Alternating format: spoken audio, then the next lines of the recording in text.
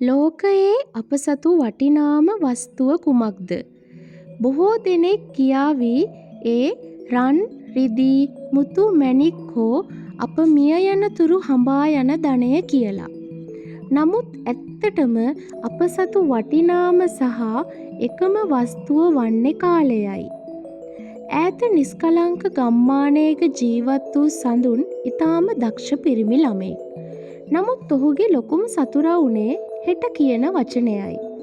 පාසල් වැඩක්, ගෙදර දොරේ වැඩක් හෝ තමාගේම සිහිනයක් වුවත් ඔහු හැමදාම කළේ එය පස්සට කල් දැමීමයි. ඔහු හිතුවේ කාලය ඔහුට අවශ්‍ය පරිදි නතර වේවි කියලා. නමුත් නොදැනුවත්වම ජීවිතයේ වටිනා අවස්ථා ඔහුගෙන් ගිලිහී ගියා. තම පුතාගේ මේ අහිතකර පුරුද්ද ගැන දෙමව්පියන් සිටියේ දැඩි කනස්සල්ලෙන්.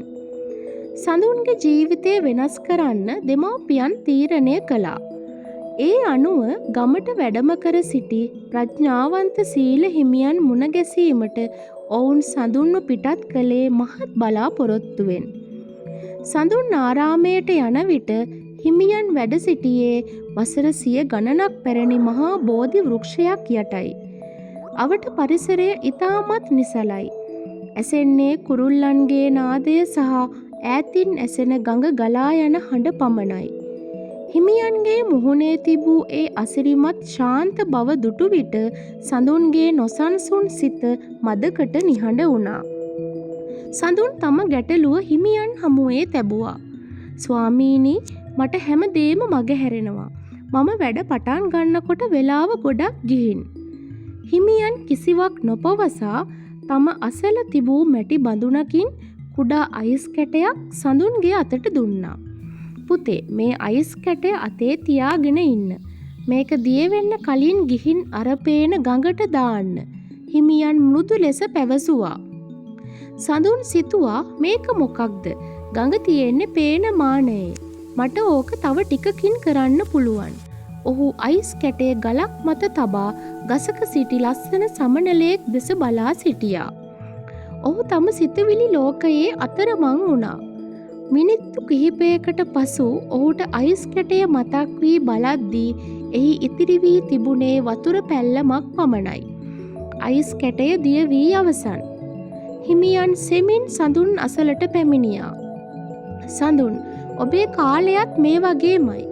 අයිස් කැටේ ඔබ පාවිච්චි කළත් නොකළත් එය දිය වී යනවා.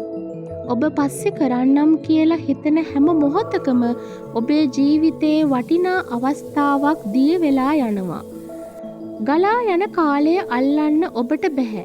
නමුත් ඒ දිය වෙන කාලය තුල ඔබට පුළුවන් ඔබේ පිපාසය නිවා ගන්න.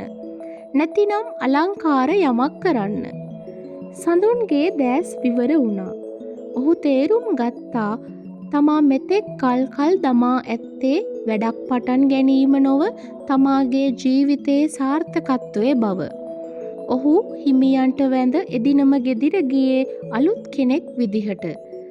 ඔහු තමා මගහැර තිබූ සියලුම වැඩ එකින් එක අවසන් කළා. එදා රාත්‍රියේ ඔහුට දැනුනේ මහා පුදුමාකාර සැහැල්ලුවක්. තව දුරටත් හෙට ගැන බියක් ඔහුට තිබුණේ නැහැ. ඔහුගේ සිත සඳකැන් වැටුණු නිසල විලක් මෙන් සංසුන් වුණා. මිතුරනි, කාලය කියන්නේ කාටවත් නතර කරන්න බැරි දෙයක්. ඔබේ අතේ තියෙන අයිස් කැටය දිය වෙන්න කලින් ජීවිතයේ වටිනා දේවල් කරන්න. ඔබත් යමක් කල් දමනවා නම් අදම ඒක පටන් ගන්න. මොකද හෙට කියන දවස කවදාවත් උදා වෙන්නේ නැහැ. මේ කතාව ඔබේ ජීවිතයට ආලෝකයක් වුණා නම් Leaf and Light subscribe කරන්න. තව කෙනෙකුට ශක්තියක් වෙන්න මේ වීඩියෝව ෂෙයා කරන්න. මීළඟ සංසුන් කතාවෙන් නැවත හමු වෙමු.